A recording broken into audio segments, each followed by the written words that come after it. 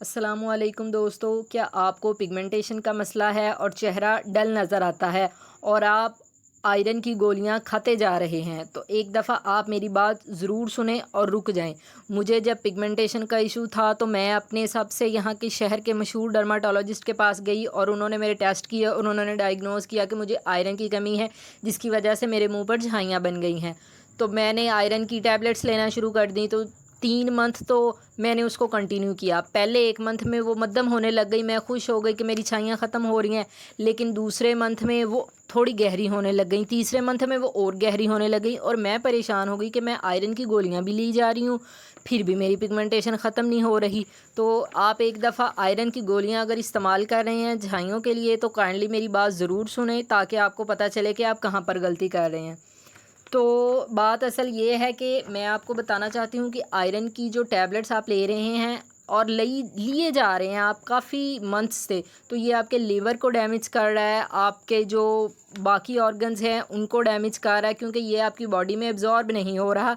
ये 1 से 2% ही आपकी बॉडी में एब्जॉर्ब हो रहा है और बाकी जो सारा है वो आपके ऑर्गन पे जम रहा है। जी, ऐसे ज़ंग लोहे पर जमता है, इसी तरह।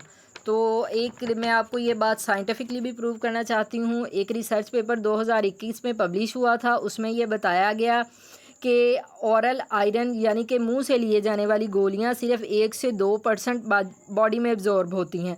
बाकी सारा आयरन आपके पेट में रह जाता है और ये आपको साइड इफ़ेक्ट करता है, गैस्ट्रिक इश्यूज़ करता है, ब्लोटिंग करता है, कॉन्स्टिपेशन करता है। इसके अलावा इसका एक बहुत बड़ा नुकसान ये है कि आपके गट में कुछ हेल्दी बैक्टीरिया होते हैं जिन्होंने कि खाने को डाइजेस्ट करने में मदद करना होता है और भी आपकी बॉडी में जो फंक्शंस होते हैं वो परफॉर्म करने होते हैं। लेकिन अगर आप आयरन की टैबलेट्स खाते हैं तो ये गट के माइक्रोब को भी ख़राब करता है और बुरे बैक्टीरिया को बढ़ा देता है और अच्छे बैक्टीरिया को ये खाना शुरू कर देता है। इससे जो आपकी बॉडी में और जो अच्छे गुड क्वालिटी माइक्रोब्स होते हैं वो कम हो जाते हैं। इसी तरह एक और रिसर्च पेपर पब्लिश हुआ जिसमें बताया गया कि आप बेशक फेरस सल्फेट लें, फेरस ग्लूकोनेट की फॉर्म में लें, फेरस ग्लाइसिनेट की फॉर्म में लें, सबके साइड इफ़ेक्ट्स होते हैं। तो आप काइंडली खुद को इन साइड इफ़ेक्ट से बचाएं। और सबसे इम्पॉर्टेंट बात, आयरन की गोलियों में वो न्यूट्रिएंट्स ही नहीं होते जो आयरन को एब्जॉर्ब करवाते हैं। अगर आपको आयरन की कमी है और आप आयरन की टैबलेट्स ले रहे हैं तो ये बिल्कुल फ़ुज़ूल है। क्यों?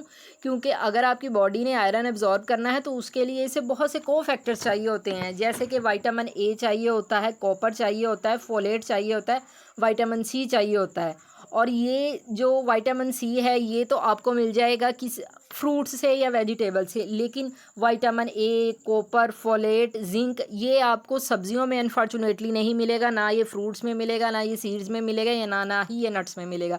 ये आपको सिर्फ और सिर्फ एनिमल डाइट में मिलेगा, आपको रेड मीट में मिलेगा। तो बेस्ट सोर्स जो है, अगर मैं आपको कहूँ, अगर आपको आयरन की कमी है तो काइंडली आप जूस वगैरह और आप अपनी तरफ से अनार खा रहे हैं, चुकंदर का जूस पी रहे हैं, ठीक है, इस तरह की चीज़ें इस्तेमाल कर रहे हैं, तो काइंडली आप इस पे पैसे लगाने की बजाय आपको चाहिए कि आप बीफ लीवर का सप्लीमेंट ले लें। वो बहुत अच्छा है, वो एक नेचुरल सोर्स है आपकी आयरन के लेवल को अप करने का। उसमें वो सारी चीज़ें होती हैं, इसमें विटामिन ए होता है, फोलेट होता है, कॉपर होता है, तो ये आपकी बॉडी में आयरन को नेचुरली तरीके से एब्जॉर्ब करवाता है। लेकिन पाकिस्तान में आपको बीफ लीवर का सप्लीमेंट मैं कभी नहीं रिकमेंड करूँगी, क्योंकि अल्हम्दुलिल्लाह हम मुसलमान हैं और इस वजह से हम बीफ जो है या मटन इस तरह की चीज़ें हम खा सकते हैं। हमारे शहर में इजीली हमें बीफ लीवर मिल जाता है, ठीक है, तो आप वहाँ से जाके इसको बाय करें, इंस्टेड के आप 15 से 20 हज़ार रुपये इसके सप्लीमेंट पे लगाएं। तो आप खुद को पिगमेंटेशन से अगर छुटकारा दिलवाना चाहते हैं तो सिंथेटिक गोलियों की बजाय असली चीज़ लें आप। रोज़ाना थोड़ी सी कलेजी, सिर्फ 10 ग्राम, ठीक है ना, और गोश्त भी ऐड करें। ये सिर्फ आयरन नहीं बल्कि उसके साथ वो तमाम चीज़ें भी आपको देता है जो कि आयरन को एब्जॉर्ब कराने में मदद देती हैं। तो आज से अपनी डाइट का हिस्सा बनाएं, रेड मीट कम क्वांटिटी में ही लें, क्योंकि excess of everything is bad. जितनी की ज़रूरत हो सिर्फ उतना की लेना है। और इसके अलावा अगर कोई बंदा या बंदी सीरियस होकर अपनी पिगमेंटेशन को ख़त्म करना चाहता है तो मैंने अपनी इस चैनल में पिगमेंटेशन के नाम से प्लेलिस्ट बनाई है, वहाँ पर जाए और जाके सारी वीडियोस को वॉच करे और उसको आज से ही इम्प्लीमेंट करना शुरू करे। तो इंशाल्लाह अगर नई नई पिगमेंटेशन है तो 3 मंथ्स में, और अगर कुछ साल पुरानी है तो 6 मंथ्स में गारंटी के साथ ख़त्म की जा सकती है। क्योंकि अगर मैंने ये ख़त्म की है तो आप भी ख़त्म कर सकते हैं, ये कोई मुश्किल काम नहीं है।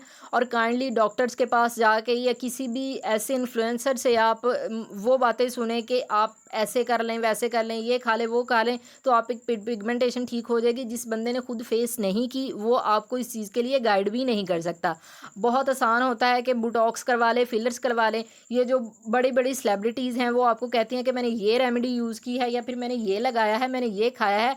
आप मेरी बात सुने, वो ऐसा कुछ नहीं करते। अगर उनको कोई प्रॉब्लम होती है तो वो आईवी ड्रिप्स पे जाते हैं, ठीक है, या वो बोटॉक्स पे चले जाते हैं, वो फिलर्स पे चले जाते हैं, वो इस तरफ नहीं आते। लेकिन वो हमें यही सब कुछ रिकमेंड कर रहे होते हैं। तो काइंडली अपने आप को जगाएं, बिला वजह क्रीम्स पे या दूसरी चीज़ों पे पैसे करने की वेस्ट करने की बजाय सही जगह पर आएँ और सही जगह पे अपनी जो है आप पैसा वो लगाएं। तो मैं उम्मीद करती हूँ आपको मेरी वीडियो पसंद आई होगी। खुद को आयरन की गोलियों से दूर रखें और नेचुरल रहें और हेल्दी रहें और अपनी पिगमेंटेशन ठीक करें। वीडियो पसंद आई हो तो प्लीज़ लाइक कर दें, शेयर कर दें और सब्सक्राइब भी कर दें। Thank you very much.